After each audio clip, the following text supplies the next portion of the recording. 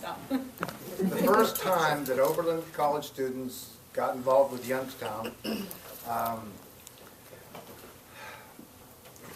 Susie and another group, they were preparing for a protest at the Young Center because there was a conference with Industry. The industry conference was at the Chamber of Commerce and Industry. Yeah. they were having a big party at our little convention center, and Susie and a large group of people were going to go down and have a protest at that center. And I was one of those people until about 2 days before. I got a phone call from Ben Shapiro and Jonathan Sidney. Jonathan Sidney is right there. Saying that, see, we were with Occupy Youngstown. Almost all of Frackfree, Mahoning Valley started in Occupy. But they took away our tent, and so we had to go out and hit the streets, and here we are. This was the first thing that we did after they took away our tent.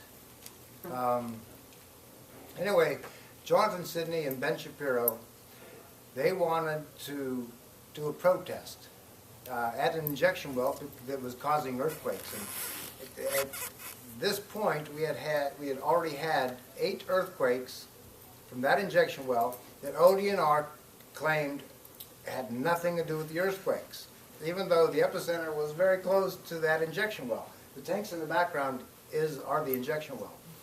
Anyway, it was basically me and Sean O'Toole from Occupy that they contacted, and we said, sure, come on up and talk, and they came up the next morning, and we sat down in the Lemon Grove with about 10 Oberlin college students and me and Sean. And they told us what they wanted to do, what their plan was, and we said, go for it. And we did it knowing that there was another protest. We didn't want to take away any of their shine because they had something pretty big going too. But as it turns out, we complemented each other perfectly. Yeah, because the organizers that were involved with it had just, I'd just met these people. Some of them on the phone, I hadn't even met them yet. They did not want to do any sort of civil disobedience like that. It was, march down, protest outside of the convention center. We actually rented the square in Youngstown, or got a permit, and then had speakers and music downtown. So we had a march of over 200 people with didgeridoos and drums and signs, and I mean, it was incredible. It was also blowing snow. It was November 30th, 2011. So, but yeah, it was a total compliment having this civil disobedience and hearing it on, somebody calling and saying 7 people just got arrested. Right. Anyway, we all went up. There's a little confusion as to where we went. Ben did the mapping, and we ended up not quite getting to where we had to get to, but we walked it. We walked in places where people shouldn't be walking, and we got there. And so there were, I'd say probably on that day, probably 15 Oberlin college students and me and Sean O'Toole. And there were supposed to be 8 people getting arrested, 2 locals, me and Sean O'Toole, and 6 Oberlin college students. Now, as it turned out, I had my Volkswagen parked where that first cop car is. And I knew that if I got arrested that my car would be towed, so I assumed, with a good 20 Oberlin college students right here, I threw my keys out because I was behind the lines to say, please, move my car. And I got my keys back because there wasn't a single Oberlin college student that knew how to drive a standard shift.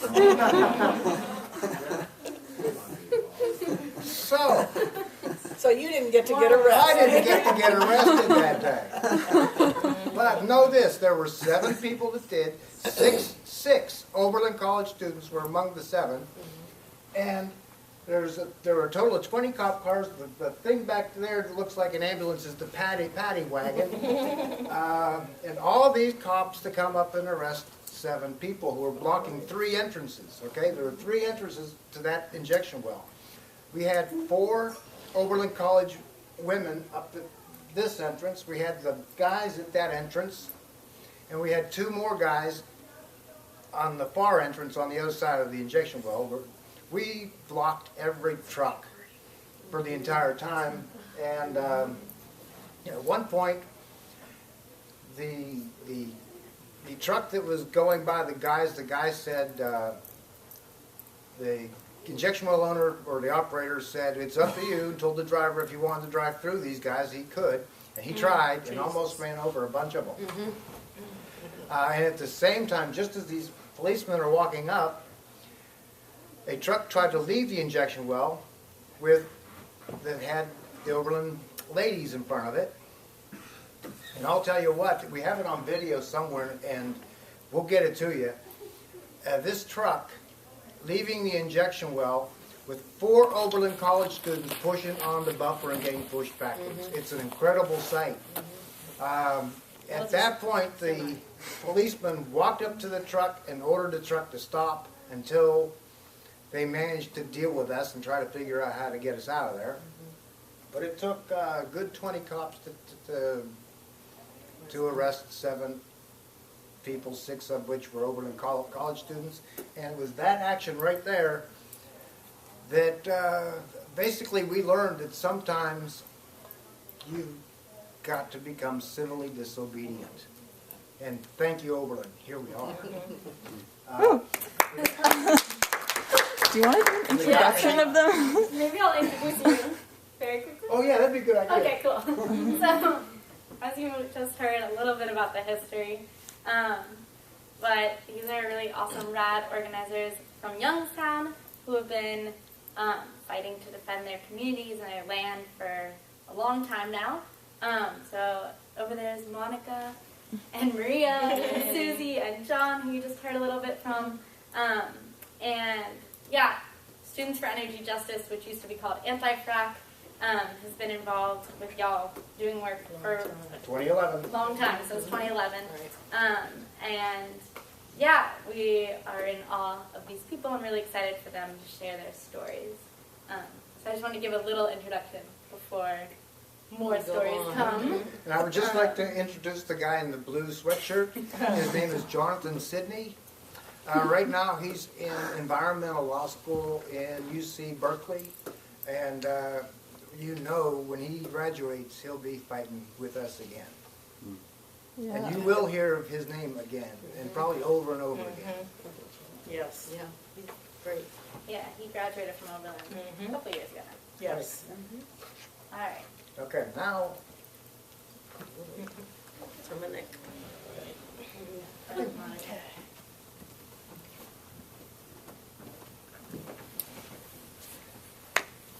A woman once approached me and said, "Oh yeah, I'm against hydraulic fracturing, but I think it's best not to give it too much attention." How many know that silence has never made any evil go away? The late Reverend Martin Niemöller was quoted as saying, "First they came for the communists, and I did not speak out because I was not a communist. Then they came for the socialists, and I did not speak out because I was not a socialist. Then they came for the trade unionists, and I did not speak out because I was not a trade unionist. And then they came for the Jews, and I did not speak out because I was not a Jew. And then they came for me, and there was no one left to speak out for me." Contrary to presidential candidate Dr. Ben Carson's contention that the Holocaust would not have happened if people were armed, I contend it might not have happened if more people had spoken out and taken a stand against Hitler. Now, I first learned about hydraulic fracturing through an Occupy Youngstown meeting in downtown Youngstown, Ohio, where Howard Markert was speaking. I learned of a seminar and protest march that was to be held at the UU Church on Elm Street in Youngstown. The knowledge I gained about the devastation that fracking does to the air, water, land, animals, and people was enough to convince me that I needed to use my voice to warn others about the dangers that it caused. Frackfree Mahoning was soon birthed, comprised of like-minded people who also could not remain silent. And today, I want to share with you 4 specific actions which encouraged me to use my voice. Yeah, somebody else going to change the... Oh, yeah. Okay. Let's do it. You can leave that one up there for a minute. You can go back to that one. Yeah. Okay, thank you. We attended Ohio Fraction Action Camp, where we learned necessary skills and strategies to launch successful direct actions and protests against gas extraction. For those who do not know, I'm an ordained itinerant minister in the AME Church who pastored for 7 years in East Liverpool, Ohio. It was through Ohio Fraction that I met Jonathan Sidney, a student then at Oberlin, who convinced me to step out of my comfort zone and start preaching at well sites and other areas which had been impacted by fracking. From this, Defenders of the Earth outreach mission was born. Defenders of the Earth outreach mission is an outreach ministry comprised of interested individuals from various faith walks who are willing to take a stance against man's direct destruction of God's earth for material gain. We are on a divine mission to take earth ministry to the streets, to the wells, to the tar sands, the mountains, and anywhere else the earth hurts. Those of us who are people of faith realize that we have a responsibility to be good stewards over the earth because there really isn't any planet B. I started doing services at wells. And on June 24th, 2012, about 30 of us gathered for my second service at a well site. It was near the McGuffey Wildlife in Coatesville. The service opened with Jonathan Sidney playing violin.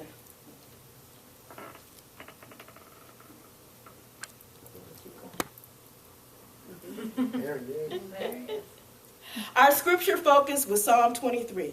For truly we were walking through the valley of the shadow of death as another well was being built. While they tell us that fracking can be done safely, the truth of the matter is there's no right way to do a wrong thing. We had the privilege of displaying the same banner that was used at Save Riverdale. For any place that has people and is threatened by fracking is really a beautiful place because people live here. The second action that gave me a voice to speak out happened at the Mount Hope Veterans Memorial Park. We learned that Ron Eiselstein, Ohio Land Management, and that's comprised of him, a 90-year-old Middle Eastern man, and his attorney, had purchased the liens on the historic Mount Hope Veterans Memorial Cemetery. The magistrate was unaware of the fact that the property these liens were held on was actually a cemetery. And his group purchased the cemetery, guess what? For the sole purpose of selling it to companies interested in fracking. If his plan succeeded, it would in fact lead to the death of the cemetery, where numerous African Americans were buried. We printed and we handed out invitations to the residents in the area to join us as we commiserated the loss of the cemetery. And we held a mock New Orleans-style funeral, complete with costumes, a casket, and even a band, many of whom graciously drove up from Oberlin playing When the Saints Go Marching In. Oh, when the saints go marching in. Oh, Lord, I want to be in that number. when the saints go marching in. And that was all done to draw attention to Eiselstein's evil plan to destroy the cemetery and the surrounding area. Action number 3, to be highlighted, happened because of criminal actions of Ben Lupo. Not only did he own the deep injection well that caused many of Youngstown's earthquakes, like the 4.101 held in December of 2011, which shook many of our houses. And I mean, I actually saw my house shake. Okay, I got up out of the car and the ground was shaking. My son said we have shelves in the basement and he has all these action figures and they started shaking. And we don't even know to this day how much damage these earthquakes might have caused. But in addition to this, he also deliberately dumped toxic waste into the Mahoning River. And so it was on a frigid day in February, about 30 of us, including the Reverend John Werner, gathered by the Mahoning River singing, "Wade in the water, wade in the water, children, wade in the water. God's gonna trouble the water." To apologize for what mankind had done to the river, to seek God's blessings, and to issue a clarion call for mankind to wake up. While we as fractivists are already awake, it was time for our elected officials in Youngstown, Ohio, and in the state of Ohio, and in our nation, and in our world, to wake up as well, because resurrection time is coming.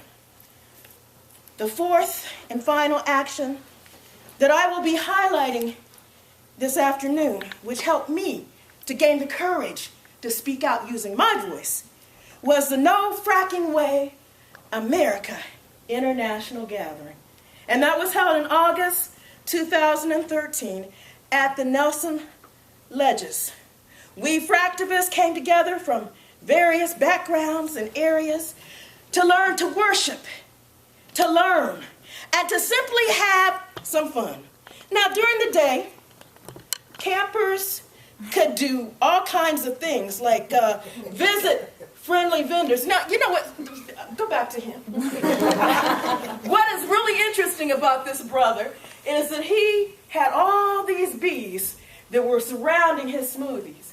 And he said the reason why the bees were surrounding his smoothies was because he did not use any kind of pesticides, that this was all natural. He said that the bees had found out that when people use the GMOs and what have you, that they were dying off. So they weren't hanging around, but they were hanging around him.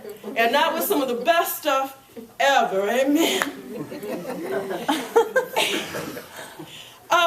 They could do yoga, or they could simply explore the area. I remember Dr. Ray had an interesting tour through Nelson Ledges that I had to drop out on, but my grandchildren had a ball, and they came back and said they had the best time ever. And Defenders of the Earth outreach mission was able to hold 2 outdoor services. There's something special about worshiping near the water. But in the nighttime, everybody let down their head and simply relaxed.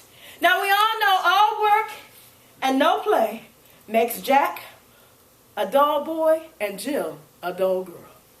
And fractivists are anything but dull.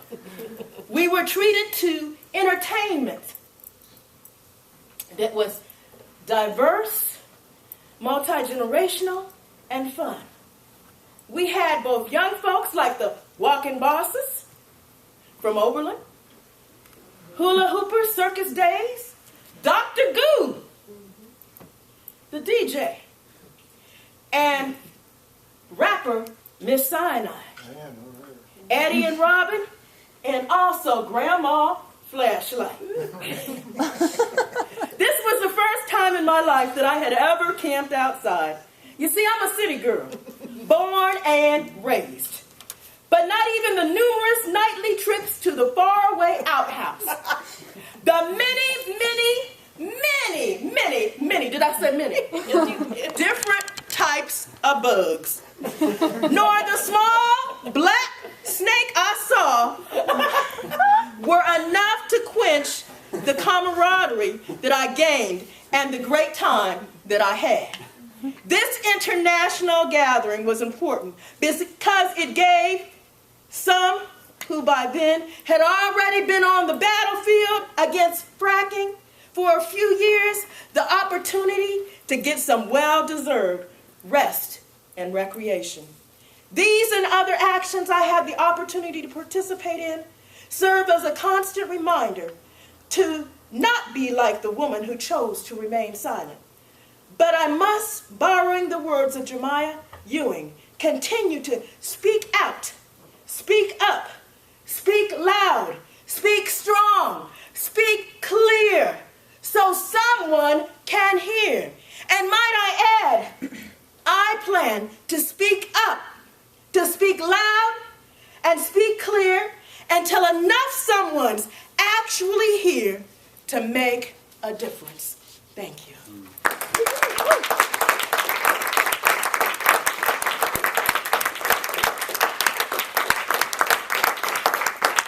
Also, this is one of our fans that John has made for us to be able to take to our services. Would Jesus frack ever? I would say no.